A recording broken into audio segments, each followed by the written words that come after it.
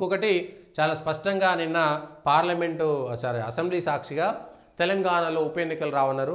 సరే అసెంబ్లీలో మాట్లాడారు, అది సబ్జుడీసు ఇంకొకటి అసెంబ్లీలో ఏదైనా చర్చించడానికి అన్నీ ఉన్నాయి. పార్లమెంట్లో కూడా గతంలో ఇట్లాంటి సందేహాలు కూడా వచ్చినాయి. కానీ తెలంగాణలో ఇంకా రావు ఉప ఎన్నికలు అనేటువంటి ఒక దాంట్లోకి కాంగ్రెస్ వచ్చేసింది పూర్తి స్థాయిగా. గతంలో మీరు కూడా ఒక పార్టీ నుంచి మారి ఇంకో పార్టీలో ఉన్నటువంటి వాళ్ళకి మంత్రి పదవులు ఇచ్చారు కాబట్టి అప్పట్లో ఉన్నటువంటి రాజ్యాంగమే ఇప్పట్లో కూడా ఉన్నది. కాబట్టి వాళ్ళకు రానటువంటిది మాకెందుకు వస్తున్నటువంటి వస్తుంది. కానీ వాళ్ళేమో ఎల్పీ మొత్తం విలీనం చేసిరు, మీ దాంట్లోకి ఎల్పీ విలీనం కాలేదు. కాబట్టి ఆలోచన చేసుకోండి.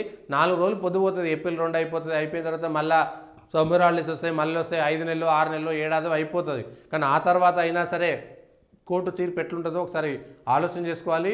ఉప ఎన్నికలు రావద్దు. నిజానికి ఈ ఎన్నికలే అయిపోతాయి, మళ్ళా జనాలంతా ఇది పక్కన పోయి ఉప ఎన్నికల దగ్గరికి పోతాయి. ఇవన్నీ వదిలేసి స్థానిక సంస్థల ఎన్నికల కోసం మనం ఏం చేస్తున్నాము,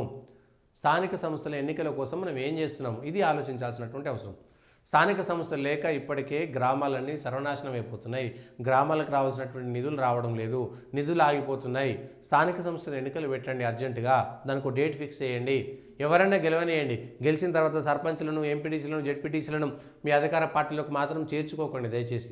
ఎండ్లో ఉంటే వాళ్ళు ఉంటారు. మళ్ళీ స్థానిక సంస్థల ఎన్నికల ద్వారా ఎమ్మెల్సీలు అవుతారు కాబట్టి మా దాంట్లో మీ దాంట్లో అవుతారు అనేటువంటిది పక్కకు పెట్టేసేయండి.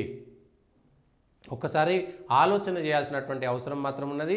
స్థానిక సంస్థల ఎన్నికలు చేయండి. ఉప ఎన్నికలు వస్తే వచ్చినాయి, లేకపోతే లేదు. కానీ స్థానిక సంస్థల ఎన్నికలు వచ్చే విధంగా రాష్ట్ర ప్రభుత్వం మీరు ఏం చేస్తున్నారు, మీ యొక్క విధానం ఏమిటి, ఎన్ని రోజులు ఇంకా ఈ బీసీల పేరు మీద, ఎస్సీల పేరు మీద ఏడాది అర్థం ఇవ్వాలి. ఇప్పటికే టైంపాస్ చేసి గ్రామాలన్నీ ఆగమైపోతున్నాయి. దయచేసి రాష్ట్ర ప్రభుత్వం వెంటనే దీనిపైన ఆలోచించేయండి. ఇవి ఈరోజు ఉన్నటువంటి వార్తలు ఉన్నటువంటి వాస్తవాల విశ్లేషణ. దయచేసి పొలిటికల్ వాయిస్ని లైక్ చేయండి, సబ్స్క్రైబ్ చేయండి, షేర్ చేయండి, కామెంట్ చేయండి.